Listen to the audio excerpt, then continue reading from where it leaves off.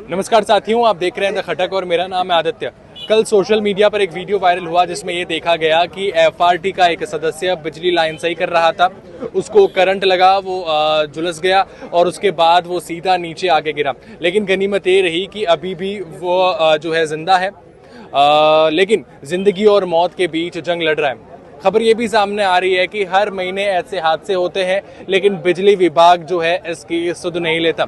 FRT कर्मचारी जो है वो मेरे साथ है, इनका एक पूरा संगठन है और इनका ये भी आरोप है कि कई बार ऐसे हादसे हमारे साथियों के साथ होते हैं जो जिंदगी और मौत के बीच जंग लड़ रहे होते हैं, लेकिन बिजली विभाग की तरफ से कोई भी संतुष्ट जवाब नहीं आ पाता।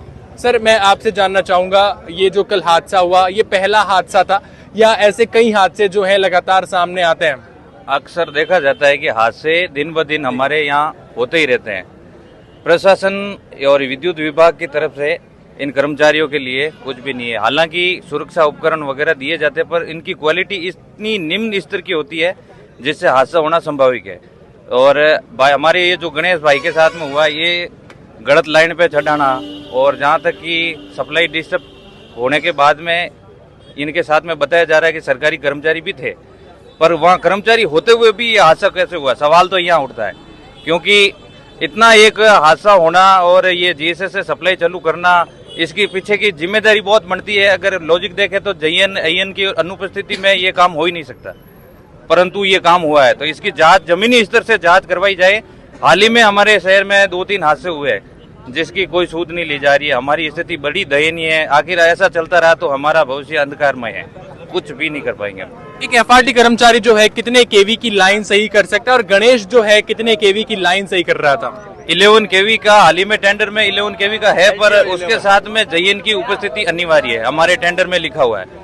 अगर उसको चढ़ाया है तो उसके दोषियों के खिलाफ कार्रवाई की जाए और ये कार्रवाई सख्त और सख्त की जाए। अच्छा, आप इस बारे में क्या कहना चाहेंगे? लगातार ऐसे घटनाक्रम, ऐसे मामले सामने आते हैं तो कहीं ना कहीं आप लोगों को भी डर सताता होगा कि हम भी एफआरटी के सदस्य और हमारे साथियों के साथ ऐसा हो रहा है। बिल्कुल सर, हम भी इसी पोजीशन में हैं।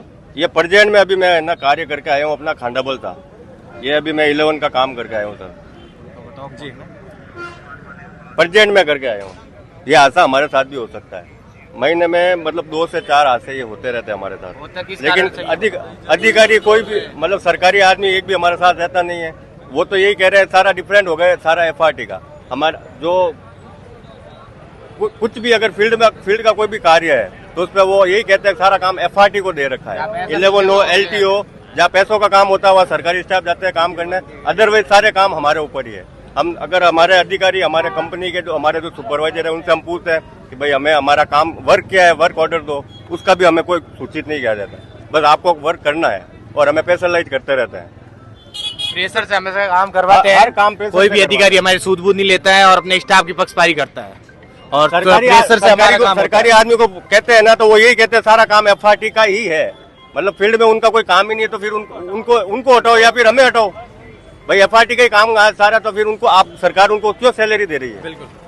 तो देखिए, एफआरटी के काफी सदस्य जो अलग अलग एरियाज में काम करते हैं वो हमारे साथ थे, उनसे हमने बात की तो उनका कहना है कि लगातार ये डर सताता रहता है और ये पहला मामला नहीं है जहां पर ऐसा हादसा हुआ। महीने में कई ऐसे और सालों में कई सैकड़ों मामले जो हैं लगातार सामने आते हैं जहां एक युवक एफआरटी का सदस्य जो होता है वो झुलस जाता है, जिंदगी और मौत के बीच जंग लड़ता है और सरकारी अधिकारी या बिजली। 6,000 हमारी हेल्पर की सैलरी 7,500 आती है, लाइनमैन की सैलरी 12,000 रुपए आती है। इस मात्र सैलरी 12 घंटे ड्यूटी करने के बाद सरकार हमारे ऊपर ध्यान नहीं देती।